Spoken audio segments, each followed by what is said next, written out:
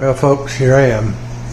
So I made the decision to tear down my tank that was filled with gazillions of snails. I don't like them.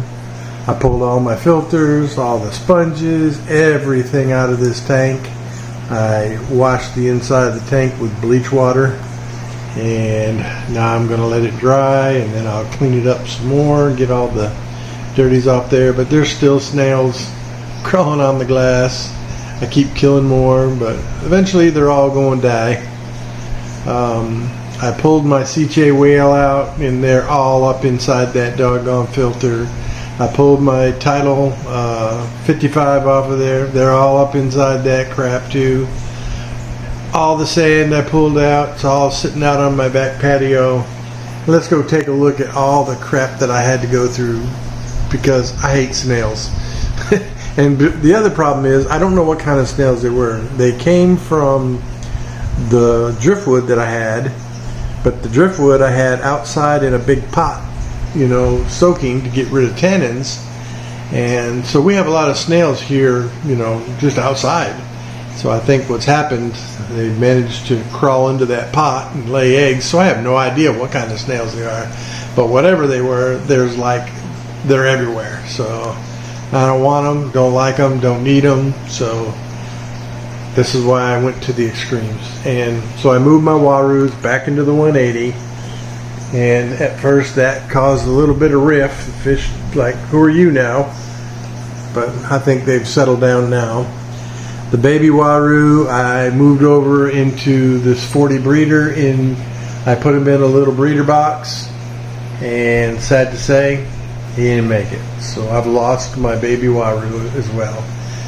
So, golly, just a crazy freaking day for me. I'm not happy with all the stuff I have to do, but hey, you gotta do what you gotta do if you don't like what you see. So anyway, let's go outside and take a look at all the stuff that I've done out there that's from this 75 gallon.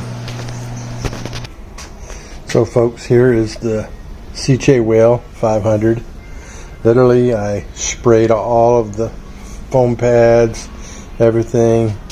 There was all sorts of snails inside this canister in here, and I'm sure there's still some in the filters, but I'm just going to let them dry out and let them die. And if you can see out on my patio there, all the rocks and caves and stuff, they're all out there just sitting in the sun baking. So I'm sure all the snails there won't make it. And this is my hang-on back filter, the sponge filters, my net, my glass cleaner, everything. So biomedia, the foam media, you name it. And then you go over here. Here's all the sand sitting out here on the back patio, on the tables, letting it dry.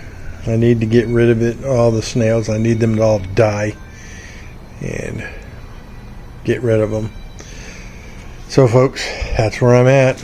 And so now it's going to be a few more days to go reset up the 75, and this time I'm going to do it planted fully as well. So that was my original intentions anyway, is to do a planted tank with it, but it just, plans change when you find out you screw up. So let's go look at the driftwood that caused this problem, because I didn't boil it.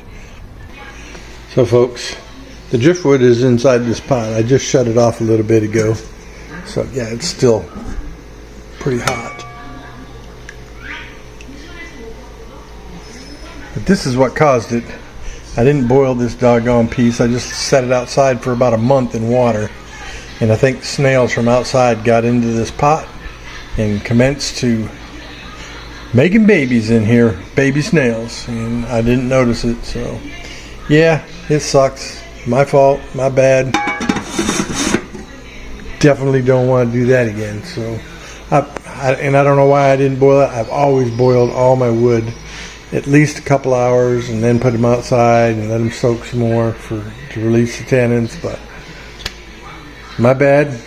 I caused all this problem, and now I'm bearing the grunt of it. Anyway, that's where I'm at, folks. So hope y'all have a better day than I'm having. Anyway, peace out. Later.